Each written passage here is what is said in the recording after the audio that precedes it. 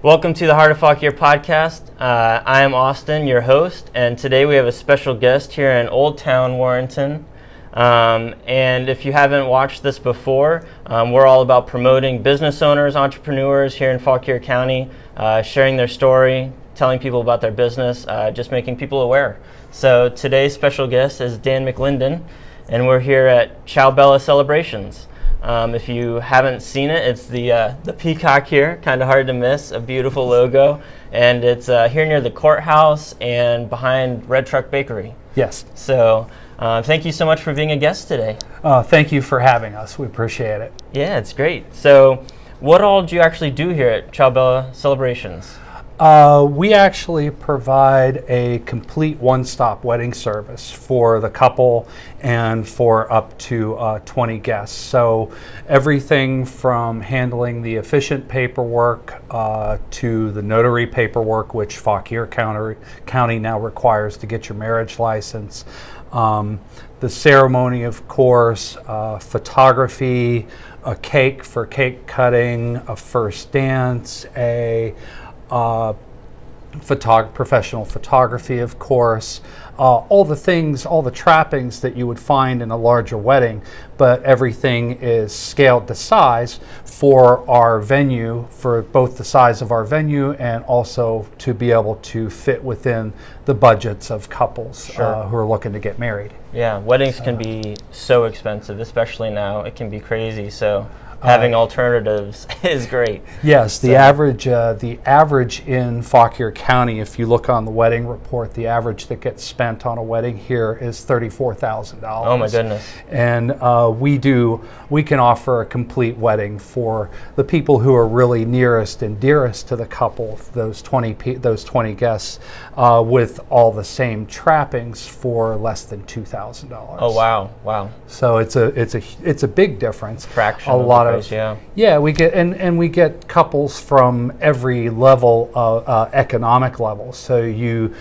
we have poorer couples or couples of lesser income who do something that they want something a little bit more than just going to the courthouse, and that they want to be able to afford to still do something special with their family. Yeah. Military couples from Quantico, Fort Belvoir, Fort Myer, a couple from Andrews here and there, Air Force Base. Okay. And they come here because they can get married by the base chaplain, but it's harder to get their parents and their family on the base than it used to be because of the pandemic. So this is an alternative place for them to come and still be able to celebrate with their family, say before they get orders or head out on a long-term TDY, for example, so that they can get their logistics in place, handle base housing, access people needing access to medical benefits, want to get married, and this way they get a little more than they can get out of a courthouse, but then not having to go through that whole ordeal of planning something over the course of months or years even, or spending tens of thousands of dollars that the couple's really just trying to get started out. Those resources are, in our view, better spent starting your life marriage, together. Right? Yes, yeah, exactly. You can spend so much money on the one day where it starts instead of the life you're going to live after. Yes. But if you can still have a beautiful wedding that's fun and everything, not just standing at the justice of the peace, you kind of get best of both worlds. The really nice wedding, but some cash in your pocket. So yes, and that's sort of exactly what we're trying to offer here. So we made it so that all of the services that you would normally expect at a larger wedding can be obtained here, including like a champagne toast and the cake cutting and all of those things. So just all again scaled down to size. Yeah, and all from one person too. It sounds like, so it's a lot easier to plan. The planning, in fact, actually one of the things that we do as far as planning is that, everything that we offer, we actually have available on our website, and couples can actually pick and choose from the service and book us completely online. We do get that. We're one of very few on the East Coast who does that. And what they can do is pick, if they want to have hors d'oeuvres here, they can order them in advance and just pay for it in advance. Or they can just leave a deposit and we can invoice them the week of their wedding. Okay. But they can either decide to do that, or if they decide that they're going to go celebrate back at home afterwards, or celebrate at a wedding, or celebrate at a restaurant or some other location after they have their ceremony here, then they can do that as well. So nothing other than the actual marriage itself. Everything else is essentially a value-added option. Then they can either do it with us, choose to use us. Sometimes people will choose to do parts of things themselves. They have a chef or a photographer in the family. They'll bring them in. We can let them come in. They can bring their own food. We charge a nominal service fee for cleanup, and they can bring in things that they want as well into and also gives them the chance to personalize their day however they see fit. Very cool. So we just try to be as flexible as we possibly can. Yeah, you can be anything from just, their venue to the whole package, planning everything with them, Yes. So that's awesome. Correct. And we also offer for people who want a outdoor setting or a different look, we've established a partnership with the Fauquier History Museum across the street, and we host weddings in their courtyard. They charge a fee for use of the courtyard that turns it into a fundraiser for them, and helps fund the preservation of the buildings, the historical buildings across the street. Right. And then we have all the facilities here to conduct that wedding: the music, the chairs, the arbor, all those things that we just take over. And so the courtyard is like a value-added add-on to the package for people who want that, and it offers like a look that because of the stone and the brick, and it's being a 200-year-old building, it offers almost like an old world sort of European look that a lot of people find very attractive. Yeah, definitely. But it's right here instead of traveling back and forth to different venues. It's all right here. Yes, exactly. And that's also the case with some of the other businesses that we network with in Old Town. So Denim and Pearls is our most common place for people who have a ceremony here and then go to have dinner afterwards, in part because it's within walking distance. It's right up on the other side of the courthouse. People on Saturdays after 6 p.m. can leave their cars parked here and walk over and have their dinner. Then, of course, there's wonderful places as well, like Claire's and the folks up on Main Street, the other restaurants on Main Street, the Black Bear. We get customers that go there as well, and it works out nice just for us, but also it helps a little bit with the businesses in town. Yeah, definitely, and it's cool. Any interviews I've done with people here, there's so much collaboration that people want to do to support other businesses as much as they can.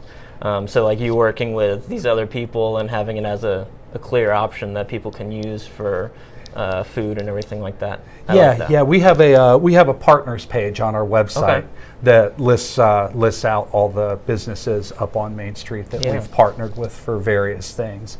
There's also somebody up there for dress and a few other things. I'd have to look. Yeah, there's lots of people, lots of good stuff. Yeah. Yes, there is. There's also ways even to these days people don't necessarily have to wear the white long formal gown. A lot of our couples do because that's the picture they want. But there's also even dress providers, like places like Deja Vu up on Main Street, where you can buy a beautiful vintage dress, and it's still very much brings out the romance and those parts that are associated to a wedding day, but perhaps a slightly different look, something a little more personalized that matches what the couple's looking for. Yeah, absolutely. Great.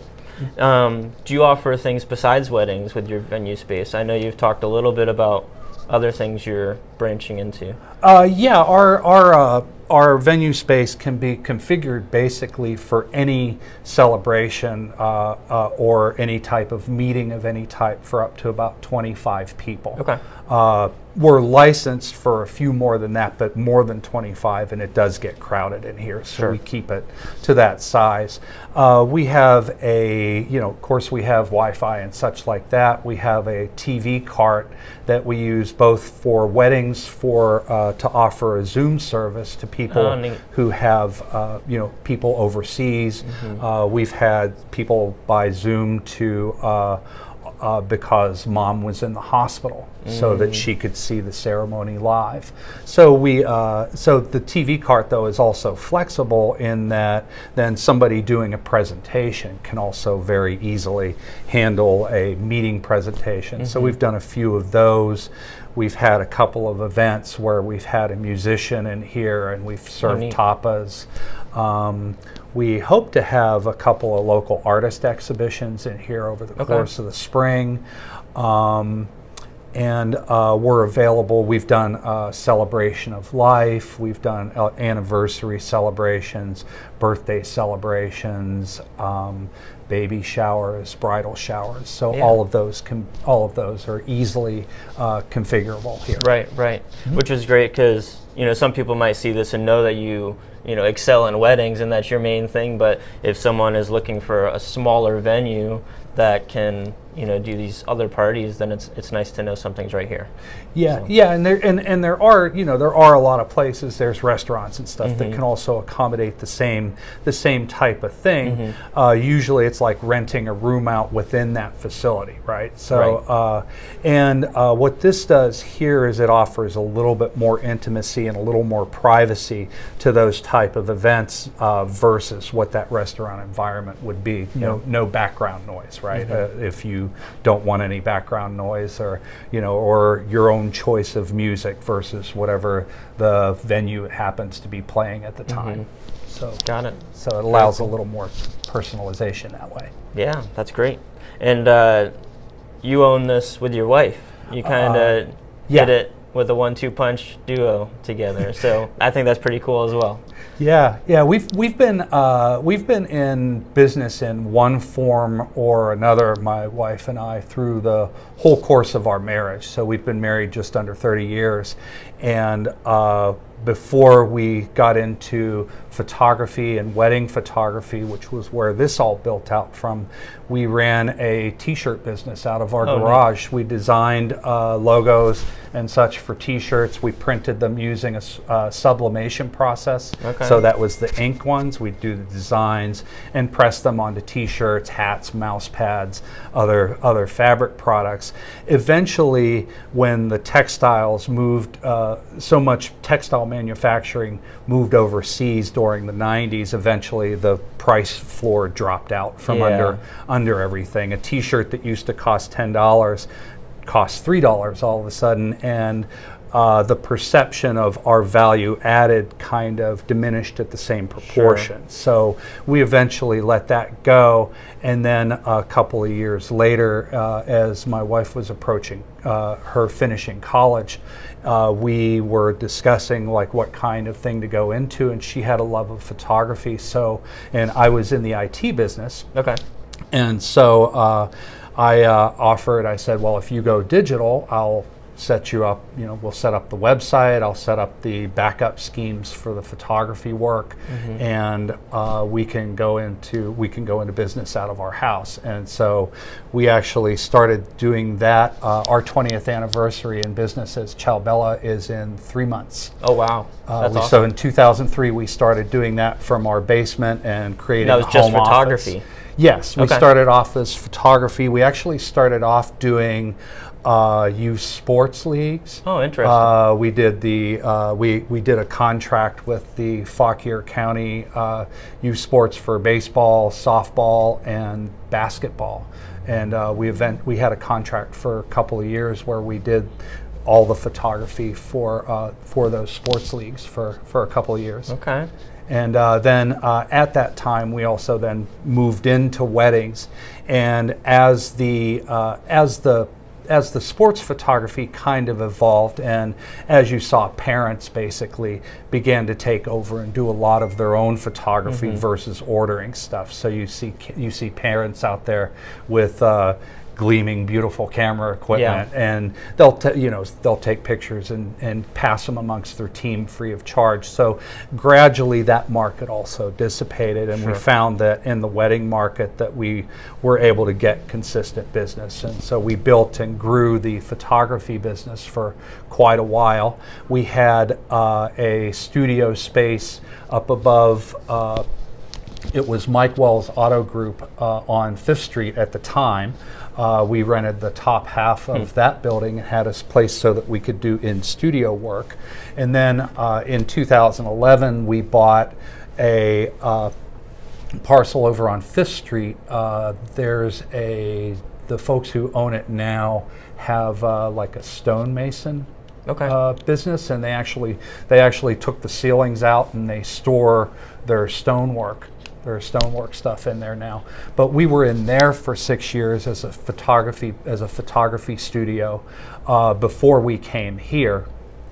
What happened when we came here was this place became available. It used to be Doc Klaus Computer Store. Oh, okay. He bought. And he's down the road now. Yes, he's down on Winchester Street, and has his business attached to his home, which is wonderful for them. And then a business that was selling antiques and gift items called Primitive Origins was in here for about 2 years. And when they emptied out, by that time, Mona and I had already started to work and pick up an interest in moving from the larger weddings down into the intimate and the micro weddings. And by that time, since we had the interest, when this place became available, because of its location, of course, next to the circuit court, and with all the beautiful history right next to us here in the architecture, we jumped on this as soon as Mona found that it was available. We sold our studio space, and then we used the proceeds from the sale to develop this business. Awesome, very cool. There's a lot of flexing there and changing with the times and the needs of the people that you're working with, and I love that. Thank you. So, and it's cool because you said you've always, done something with your wife for business since you got married. And I think that's really neat as well. Did you always want to have an entrepreneur, kind of endeavor going on all the time, or did it just kind of happen? Was it something you always wanted? I would say we've always pretty much wanted that. Even before Mona and I were dating, we took a class together at University of Maryland about forming and starting small businesses, and about the elements of how to properly assemble a small business, making sure that you do all your P's and Q's with the county government, with the local government, with the state, and making sure that you're connected in ways with the community, that they understand what you're doing and what value you're bringing. Yeah, which is really important, because sometimes you'll start a business because you're excited about the service you're giving or a product, but then suddenly you're doing all this admin stuff behind closed doors that they don't always share about owning a business. There's a lot more to it than just the service you're giving. So right. One of the more common things is that folks we see is for officiants. There's an impression out there that folks still have that an officiant can go just online and get ordained. And in some states like Pennsylvania, that's actually true, but here in Virginia, it's not. You have to go through your circuit court, and you have to be sworn in. Interesting. And you leave a bond. So it's a little different here, and it varies from place to place. The rules vary on how you get your marriage license from county to county to county. They're all slightly different, and so you have to keep up with what's going on around you in order for this, or obviously for any business. Yeah. And along with all of this, if I understood you correctly earlier, you've had a full-time business working in IT, or not a full-time business, a full-time job. Sorry. Yes. Working in IT and such, pretty much the whole time you've owned Ciao Bella and photography and everything like that. Is that right? That's correct. And then you just retired? I just retired in September. Awesome. Congratulations. Yes. Thank you. Thank you. Yeah, now we're kind of at that place where we want to take this business from the level that we've carried it at over the past several years, and we're hoping to grow that, exponentially. It's a big challenge now because of the way that the business has, that the wedding business has evolved over the past couple of years, and all the effects of the pandemic, of course, and what they've done. We've found a lot of, there's new challenges, but then we've also found a few things that were at a result of the pandemic that actually improved the way that we conduct business here. So so it's a lot of awareness, a lot of work on both ends. The IT business, one of the advantages, I was very fortunate in that we started doing allowing remote work in 2009, I think it was when I was first able to log in remotely and work. But then eventually it went to, of course, the pandemic, everybody was home for nearly 2 years. And then since then, they are at my previous employer, they are allowing people to work from home 3 days a week and just go into the office twice a week. So we were able to flex our schedules in ways that allowed me to do the things that I needed to do here, while Mona would work full-time, of course, here, keeping up on the photos. She does all the event coordination work. So she does, any of the vast majority of the customer interaction. She handles that, a lot of that day-to-day stuff. Plus, I think in some ways she's probably just a better voice for doing it, and she's a little more just a little more eloquent, I think, to deal with versus myself. Sure. And so we use the skills that complement each other in the best way that we can. So she could do things like coordinating our customers today during the day. I could do something like put on my suit, come out and conduct a wedding ceremony during lunch break, or after work at 5 p.m. when you're logged off for the day, then I could close my computer and spend the rest of the evening here until it was time to be finished or to go home. And then my IT background then allowed me to, I build and maintain our website, and I manage I manage any of the technical stuff here, whether it's just a Wi-Fi connection or our backup schematics for all our photos, and how we manage our cloud accounts and all of that sort of stuff. So I take care of that piece, and in this way we each kind of have the opportunity. It's one of the great things about this business, and it brings so much to us, but one of the great things about it is that each of us are able to bring in the things that we feel that we're best at, that we complement each other the best at, and that each of us then we kind of, you're the IT guy, I'll let you build the website, she'll tell me the things that she wants to be said on there, what's needed, what photos to use. She's the primary photographer because she has clear, obvious talent in the photography work, but then I work as a second shooter with her on the occasions that we still do larger events. And so those sorts of things. Each of us is able to contribute doing the things that we do best, and there's a need for all of those things in a business like this. So it kind of works nicely. Definitely, very cool. Yeah. So with you being able to retire from your daytime work, what kind of changes have you seen already, and what do you think will happen in the next year or so with you having that extra time? And you said you've seen some opportunities coming out of COVID that you want to kind of tackle.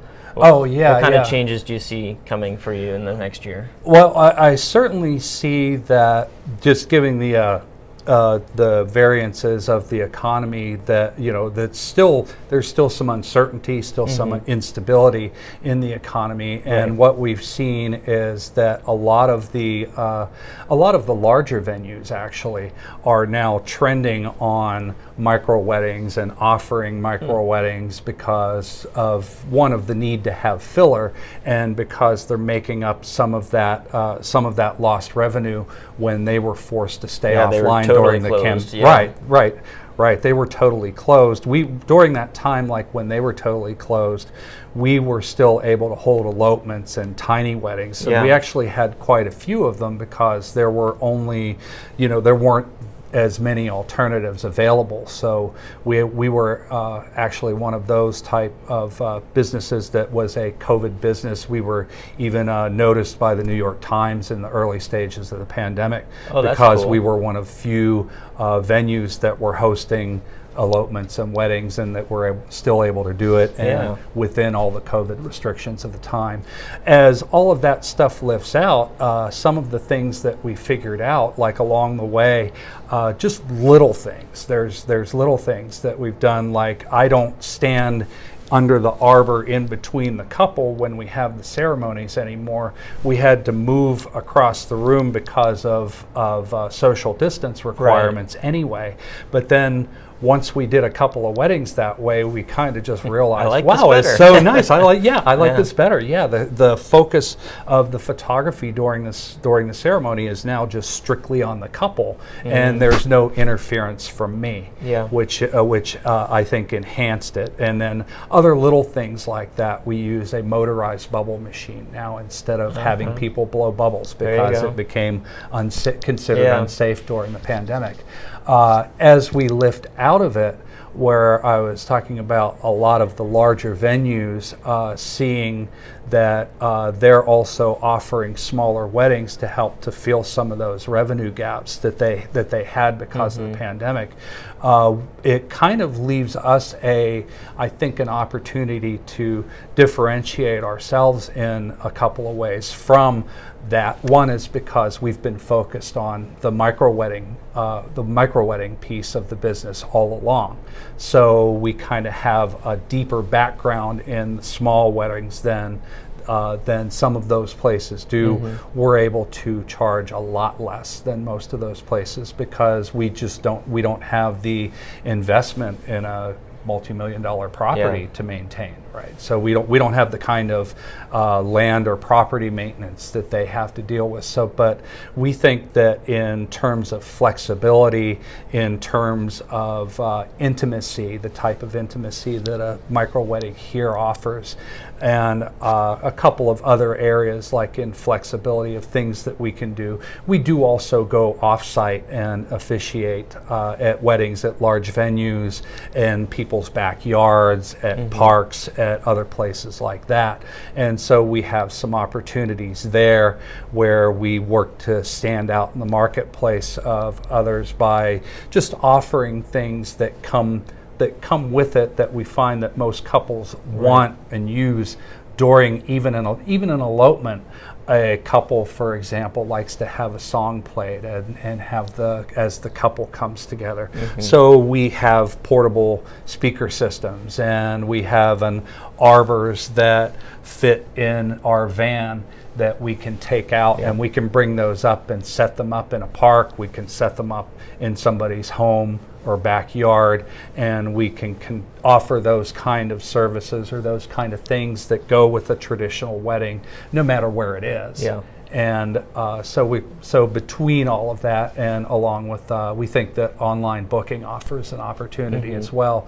Just that some people just, rather than being, I'll post to Facebook, "Hi, I'm getting married. Can you help me find a service?" And dozens and dozens all come in, and there's sort of this barrage of here I am, and but then these folks go down through those lists and still have to find, okay, who's available, who's in touch, what's their price, what are all these things. We have all of that available online, or somebody can call and ask. Right. And so everything is up front and they can make those decisions, and it just simplifies the process for them. So we think there's opportunities, and we believe that we stand out in that way, both in the variety of things that we can do and in what we do to make it as flexible and as simple for the customer, for the couples, as we can. Yeah, absolutely. There's a lot of flexibility, and just you want to make it as personalized as you can. You keep it small, whether it's here or outside or at their house. It's cool. You just want it to be a one-stop kind of shop. Yes, exactly. Cover everything. There's already so much stress about, getting married and the changes, so you might as well make it as smooth as possible for people. Yeah, exactly. You'll see some of that in our reviews. Like if you went and looked at our reviews, you would see like, well, we did this because we didn't want to go through all that stress, and we appreciate, and we've had folks express how they appreciate how they got through their day with so much less stress than they thought they would otherwise end up with. Yeah, definitely. So just as kind of a final question here for you, can you think of, and I know I'm putting you on the spot, but can you think of any cool stories about people who've used your venue here, or just anything kind of fun that you've interacted with different people because of the business that you do? Yeah, well, a lot of the time it's funny to, and not funny, but fun to watch the couples as that moment hits them, that they realize that, oh wow, we're getting married today, right? And in the micro wedding business, because of the intimacy, it's a little different than what it was when we're doing the larger weddings predominantly as photographers, just because they haven't had all of that build up and expectation that comes when you're planning something for a year and a half, and as that moment approaches, right, it's building to a climax of sorts. And when somebody plans and executes a wedding in a week, you don't really have that. No, not as much. You're right, not as much. Yeah. But then they'll be standing up there at the altar and about to exchange the ring, and it kind of like hits them. Yep. Yeah, and the responses that we see from those sometimes are just really touching, really incredibly sweet. One of the weddings that really I think affected me last year, we had a couple come in, and the gentleman was 70 years old, and he was a graduate of Fauquier High School when it was still segregated in 1971. He was telling us some of the stories about him going to high school and going across the tracks, basically, I think where Taylor Middle School used to be the high school. Okay. And Fauquier didn't desegregate their schools until 1972. And so it was kind of remarkable to me to realize that was still going on in our lifetime. And then when they came in here, one of the things that they were telling me about those stories, and then the gentleman was trying to pin a flower on his shirt, and he kept flopping over and everything. So I just gave him my jacket, and when I did, the daughter came up and hugged me. And it kind of like struck me because it was just such a simple and small gesture, but then you realize that these folks had gone through life without a lot of folks giving them those simple, small, basic gestures, something that you would do for anyone, that, just basically out of being decent, being welcoming, being the way you're supposed to be as a business towards everyone. Right. But it was actually so much more to them in that moment. And it kind of really affected me that way too. In a way, it kind of felt like certainly I got a lot more credit than I ever deserved from something like that, for a gesture like that. But then you kind of realized in a way also, it's just kind of sad that that those kind of gestures aren't happening to them 100 times a day in the normal course of their lives. Yeah. And and I hope that we can all serve as examples and try to improve on those sorts of things over time. So continuing to do those small things, because there's probably a lot of people that feel that way, whoever they are, their background or whatever. Just those small things mean a lot to them. So even though your jacket didn't mean much to you, it meant a lot to them. So continuing to do business in a way that focuses on those little things, doing them well, and being giving and kind, and exactly. everything. And just and the whole point is just if you can do something, if you can do something, and it's not going to diminish you or diminish your business, and it's there to help somebody, then why not? Right? Then always. So that's always been a basic part of our ethic here. Is we were do our absolute best to be gracious and welcoming and helpful to anyone who reaches out to us, whether it's a guest, without any sort of favor or fear of whoever it may be. So we welcome absolutely everyone. And treat everyone with the same what we hope is they see as graciousness, and that we really do put our love into this, and that we work to do everything in our power to make sure that they feel welcome and loved while they're here. Awesome. Thank you so much, Dan. It's great visiting with you and thank everything. Thank you very, very much, Austin. Something awesome going on here. You being here. So definitely check out their website. If you have a wedding coming up, or someone who does, they're kind of stressed, definitely send them this way. Or if you have a small meeting for your business or anniversary, some sort of party, this is a great space right here in town for you to check out. So thank you very much, and thank you for listening. See you guys next time. Thank you for joining us for today's episode of The Heart of Fauquier. If you loved joining us today, give this podcast a great review and subscribe to keep up with new episodes. If you have an office in Fauquier that needs a cleaning service, reach out to Bedrosian Cleaning Services and see how they can serve you. Until next time, thanks for listening.